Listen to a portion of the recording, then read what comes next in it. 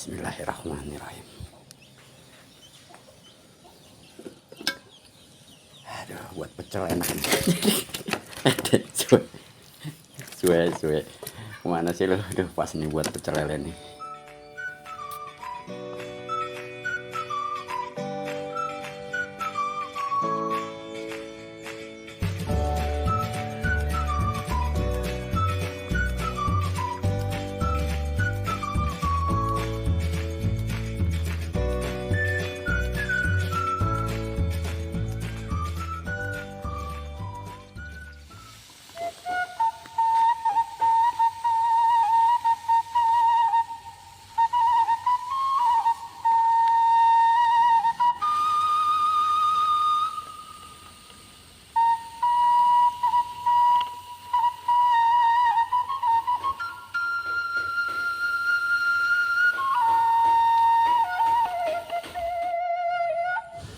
Assalamualaikum warahmatullahi wabarakatuh. Selamat pagi, selamat beraktivitas.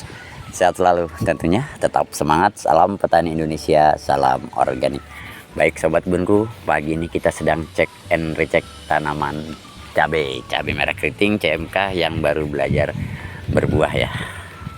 Alhamdulillah, walaupun buahnya masih kurang lebat, tetap kita syukuri. Ini mungkin karena kurang pupuk atau terlalu kepanasan ya, karena kita tahu di musim panas tahun ini BMKG mengumumkan bahwa ada badai El Nino ya, jadi musim panas lebih panjang dan lebih terik. Oleh karena itu kita harus sering mengaplikasikan POC yang cocok ya untuk di musim panas seperti ini, seperti halnya asam amino. Itu cukup bagus ya, karena asam amino selain sumber protein juga mampu meningkatkan ketahanan terhadap stres pada tanaman akibat suhu tinggi, kemudian kelembaban yang rendah dan kekeringan serta hama. Lalu meningkatkan kandungan klorofil untuk pembukaan stomata atau mulut daun, dan juga bisa mengikat unsur mikro. Lalu bisa jadi bahan baku fitohormon ya atau ZPT yang mampu memacu pertumbuhan tunas-tunas baru. Dan yang berikutnya yaitu meningkatkan aktivitas mikroba dalam tanah. Jadi sobat bunku, dalam video kita kali ini kita akan coba belajar bagaimana cara membuat asam amino. Sebetulnya pernah ya di video saya sebelumnya untuk pembuatan asam amino, hanya saja dalam pembuatan kali ini agak sedikit berbeda. Untuk perbedaannya ikuti terus videonya, jangan skip.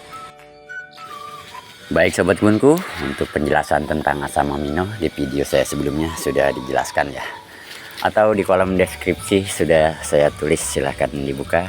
Hanya saja garis besarnya saya jelaskan bahwa asam amino bahan organiknya bisa dari hewani ataupun nabati, dan untuk hewani kita bisa menggunakan ikan ya, terutama ikan yang berpunggung biru ya, seperti ikan lele dan ikan patin, kemudian keong-keongan, lalu bekicot juga bisa. Kemudian dari nabati bisa menggunakan daun kelor ataupun kacang kedelai. Langsung saja ya, kita mulai untuk pembuatan asam amino dengan menggunakan bahan ikan lele. Karena adanya ikan lele ya kita gunakan saja ikan lele. Ini takarannya sekitar setengah kilogram. Jadi bagi sobat kebun yang ingin membuat lebih banyak silahkan untuk mengkalikannya ya. Lalu bahan tambahannya atau substratnya gula. Ini gula merah sekitar setengah kilo juga, artinya 1:1. Kemudian pepaya muda sekitar 60-70 gram. Lalu perkakas ya seperti pisau untuk mencacah-cacah ikan dan gula. Baik sobat kebunku, langsung saja kita mulai proses untuk pembuatan asam amino dengan bahan dasar ikan lele. Langkah pertama, ikan lele kita cincang-cincang atau kita haluskan, kita potong-potong, kita iris-iris selembut mungkin. Di blender juga bisa ya, bahkan lebih bagus sebetulnya di blender.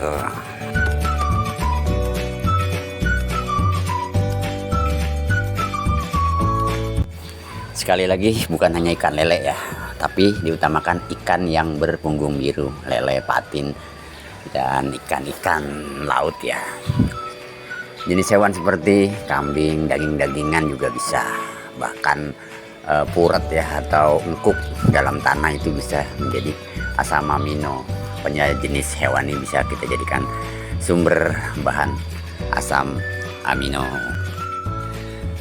Proses selanjutnya ikan lele tadi kita rebus ya dengan pelarutnya air dengan perbandingan 1:1, artinya yang penting terendam, jangan terlalu banyak, jangan terlalu kurang, pokoknya terendam saja ya. Jadi 1:1 ikan lele dan air biasa sampai mendidih sekitar 10 menitan lah ya.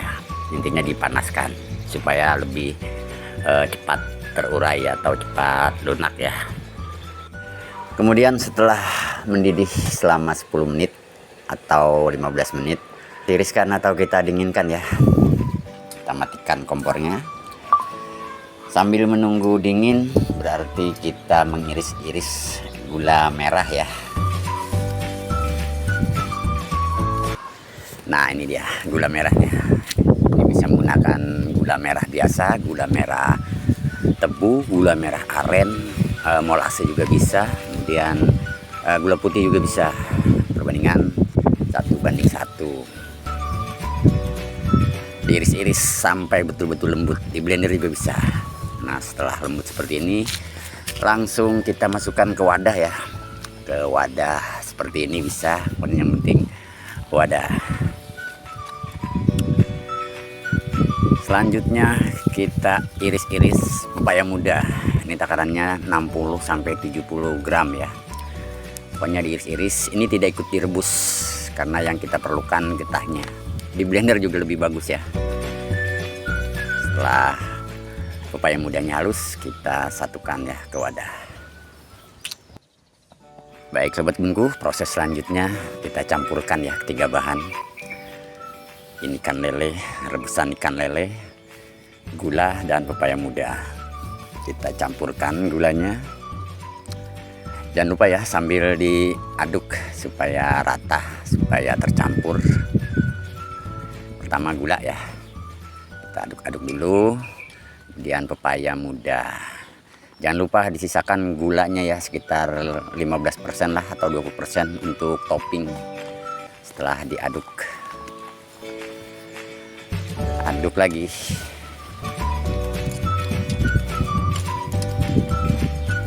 Setelah rata langsung kita masukkan ke wadah fermentasi. Untuk wadah fermentasi bebas ya, bisa kaleng seperti ini ataupun rijen, yang penting ada tutup. Kita aduk lagi sekali lagi. Nah, seperti ini. Baru kita kasih topping gula merah yang tadi kita sisakan ya. Tuh.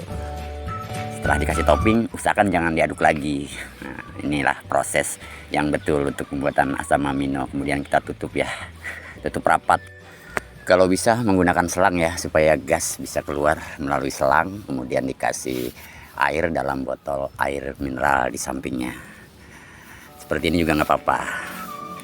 Kita simpan, jangan lupa kalau seperti ini dibuka tutup ya sesekali untuk membuang gas. Kita fermentasi. Usahakan 3 bulan baru siap pakai. Tapi kalau baunya sudah bau fermentasi, asam-asam kecut gitu, udah bisa digunakan ya, walaupun hanya baru 1 bulan. Terima kasih sobat bunku, semoga bermanfaat.